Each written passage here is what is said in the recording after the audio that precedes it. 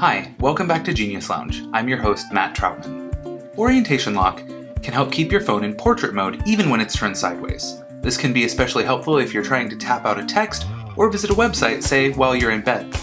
Let's take a look at how to do that. From the bottom of your screen, all you need to do is swipe up with your finger, and then there's this lock icon. What you'll do is you'll tap that lock, and you'll see at the top of the screen, it says Portrait Orientation Lock is turned on. So now, even when I go to a website and I turn my phone sideways, it stays in a locked position.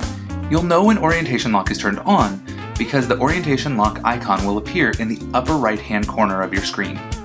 That's it for today's quick tip. If you like this video, please feel free to share it with your friends and family. Don't forget to subscribe to our channel by clicking the subscribe button and then of course the notification bell. And if you have suggestions for us, please fill out our survey. It's in the description below. Thanks so much. We'll see you next time.